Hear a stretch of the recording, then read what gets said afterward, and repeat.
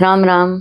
सबसे पहले तो आप सभी को बहुत बहुत धन्यवाद। आपने मेरे मैरिज वाले जो वीडियोस हैं सबने देखे, बहुत सारे लाइक्स भी आए और साथ में कमेंट्स भी आए कुछ, जिसमें आप लोगों ने अपने अपने विचार व्यक्त किए हैं। तो मैंने सभी का जवाब तो दिया है और आज से हम एक नई सीरीज शुरू करने जा रहे हैं और वो सीरीज है असेंडेंट्स। 12 असेंडेंट्स के बारे में, 12 लग्नों की बात कर रहे हैं। आज हम सबसे पहले लेंगे मेष राशि को। 1 नंबर से स्टार्ट होती है। मेष जो है मंगल की राशि है, मंगल ग्रह इससे जुड़ा हुआ है। तो मंगल क्या करता है, मंगल कैसा वाला ग्रह है, मंगल के अंदर ना बहुत सारी एनर्जीज हैं। तो जहां भी मेष राशि पड़ती है, अगर मेष लग्न के व्यक्ति की हम बात करें तो ऐसे व्यक्ति के अंदर बहुत एनर्जीज हैं। प्लस वो कमांडर इन चीफ है, वो रिस्पॉन्सिबिलिटी लेता है सबकी। कमांडर इन चीफ कौन होता है? जो अपने पीछे सेना की पूरी रिस्पॉन्सिबिलिटी लेता है, उस रिस्पॉन्सिबिलिटी को लेकर के वो स्ट्रैटेजीज प्लान करता है। तो जो मेष राशि लगन वाले जो लोग हैं वो रिस्पॉन्सिबिलिटी लेते हैं, कमांडर इन चीफ होते हैं, बहुत एनर्जी होती है, इनिशिएटिव्स लेते हैं ये लोग। लेकिन इनके साथ में एक कमी है, ये एनर्जी ब्लास्ट जो मैं बता रही हूँ ना, तो कोई भी काम शुरू करने के लिए तो बहुत जोश होगा, लेकिन उस काम को पूरा करते करते तक ये लोग छोड़ देते हैं, पूरा नहीं कर पाते हैं। तो उनको ये चीज का विशेष ध्यान रखना चाहिए कि जिस जोश से इन्होंने कोई भी काम शुरू किया है वो जोश उन काम के खत्म होने तक बना रहे।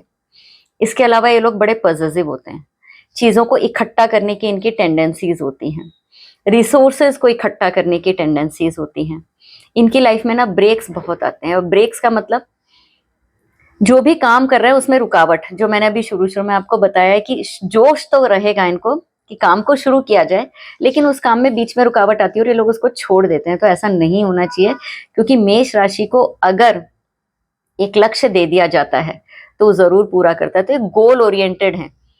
तो अगर इनका मंगल अच्छा प्लेस्ड है कुंडली के अंदर, तो ये डेफिनेटली अपने उस लक्ष्य को पाने की पूरी कोशिश करते हैं और उस लक्ष्य को किसी भी तरह से हासिल करते हैं, भले ही कितने भी ब्रेक्स आए। डिपेंड करता है मंगल कितना अच्छा प्लेस्ड है उनकी कुंडली में। जो मेष लगन वाले जो लोग हैं, इनको स्टमक रिलेटेड इश्यूज होते हैं, डाइजेशन का प्रॉब्लम होता है। इसके साथ साथ में इनका मेटाबॉलिज्म बहुत अच्छा होता है, तो खाना कितना भी खा लें इनका खाना पच जाता है और बिल्कुल पतले दुबले से होते हैं। इनके ना सिर में चोट का निशान जरूर होता है, क्योंकि मेष राशि जो है वो हमारे सर वाला हिस्सा दिखाती है।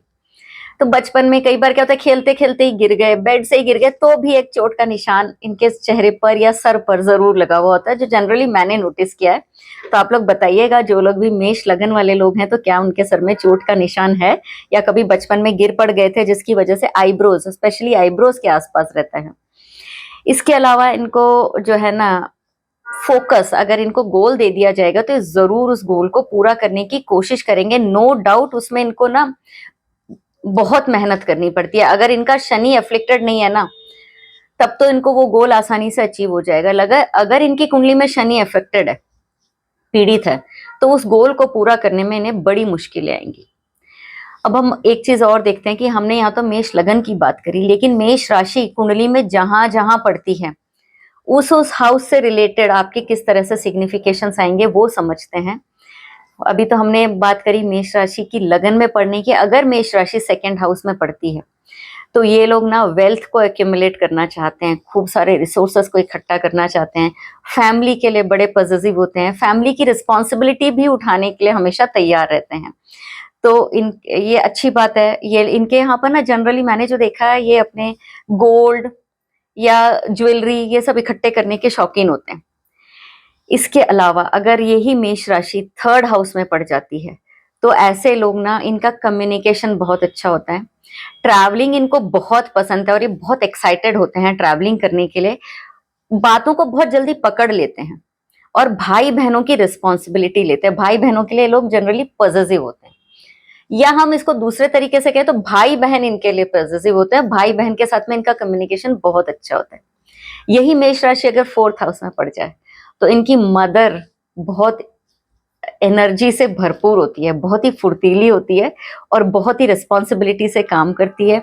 मदर के लिए लोग बहुत पॉजिटिव होते हैं। इसके साथ साथ में जो फोर्थ हाउस में अगर मेष राशि है ना, तो ऐसे लोग कई प्लॉट्स खरीद लेते हैं, दो से ज्यादा घर खरीदने के इच्छुक होते हैं। इनके पास कई तरह की गाड़ियां होंगी, इवन ये गाड़ियों की फोटो बहुत इकट्ठी करके रखते हैं। कई बार आपने देखा होगा बच्चों को शौक होता है कारों की फोटो इकट्ठी कर करके रखने का, तो इन लोगों को ऐसे जो प्रॉपर्टी है या व्हीकल्स हैं इनकी इनसे रिलेटेड चीजों को इकट्ठी करने का बहुत शौक रहता है। अगर पंचम भाव में मेष राशि है तो ऐसा व्यक्ति नॉलेज को एक्यूमुलेट करता है, बिना किसी उसके विदाउट एनी एम वो हर तरह का ज्ञान पाना चाहता है। बच्चों के लिए वो बहुत पॉजिटिव रहता है, और बच्चे बहुत एनर्जेटिक होते हैं, इनिशिएटिव्स लेने वाले होते हैं, और बच्चों की रिस्पॉन्सिबिलिटी ये व्यक्ति बहुत उससे निभाता है, बड़ी शिद्दत से निभाता है ये कहेंगे। यही मेष राशि अगर 6th हाउस में पड़ जाए, ऐसा व्यक्ति डिस्प्यूट्स में बहुत फंसता है, लड़ाई झगड़े बहुत होते हैं इसके। अगर इसने फाइनेंशियल मैनेजमेंट प्रॉपरली नहीं किया हो तो इसके ऊपर कर्जे भी बहुत ज़्यादा चढ़ जाते हैं जल्दी से। हेल्थ का इसको बिल्कुल ध्यान रखना चाहिए, क्योंकि अगर इसने हेल्थ का ध्यान नहीं रखा तो हॉस्पिटल के चक्कर इसके बहुत लगते हैं। यहीं पर अगर मेष राशि 7th हाउस में पड़ जाए, ऐसा व्यक्ति अपने पार्टनर के लिए बहुत रिस्पॉन्सिबिलिटी लेता है, पार्टनर के लिए बहुत पॉजिटिव भी होता है। बिजनेस में है तो बिजनेस के लिए बहुत रिस्पॉन्सिबिलिटी अपनी तरफ से लेगा, न्यू इनिशिएटिव स्टार्ट करेगा। पद और प्रतिष्ठा के लिए बहुत इच्छुक रहेगा कि मेरे को नेम और फेम मिले। यही मेष राशि अगर 8th हाउस में आ जाती है तो ऐसा व्यक्ति ऑकल्ट साइंसेस में बहुत इंटरेस्ट रखता है। ऑकल्ट साइंसेस का मतलब पराविद्या, ज्योतिष हो गई, न्यूमरोलॉजी हो गई, वास्तु हो गई, टैरो रीडिंग हो गई, ऐसी छुपी हुई चीजें जिसके बारे में वो जानना चाहता है। इनहेरिटेंस से रिलेटेड उसके पास में इश्यूज आते हैं, सडन इवेंट्स होते हैं, अचानक से कुछ घटनाएं हो जाती हैं। अब ये डिपेंड करेगा कि वो घटनाएं पॉजिटिव हैं या नेगेटिव हैं, उसकी कुंडली में मंगल कहाँ प्लेस्ड है।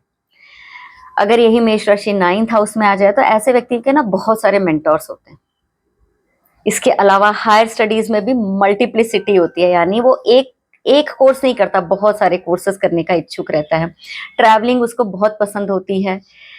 वो अपने घर के अंदर ना देवी देवताओं की फोटो बहुत सारी इकट्ठी करने की टेंडेंसी रखता होगा, जैसा मैंने देखा है। जरूरी नहीं है सब में हो, लेकिन मैक्सिमम लोगों में मैंने ये पाया है। 10th हाउस में अगर मेष राशि आती है तो ऐसा व्यक्ति वर्क प्लेस में रिस्पॉन्सिबिलिटी बहुत लेता है। वर्क प्लेस में बड़ा पैशनेट और बहुत एनर्जेटिक होता है वो व्यक्ति, बहुत इनिशिएटिव्स लेने की कोशिश करता है, और वर्क प्लेस के अपनी जॉब को लेके बहुत पॉजिटिव होता है।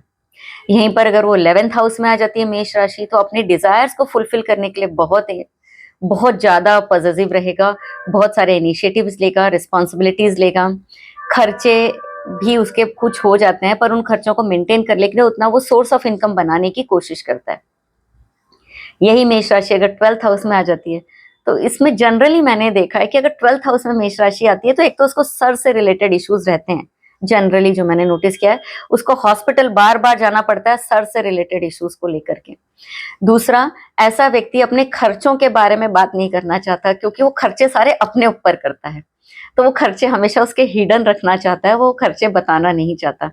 तो बताइएगा आप लोग सभी कि आपकी कुंडली में मेष राशि कहाँ पड़ रही है, और क्या आपके अंदर वो टेंडेंसीज हैं जो हमने इस वीडियो में डिस्कस करी।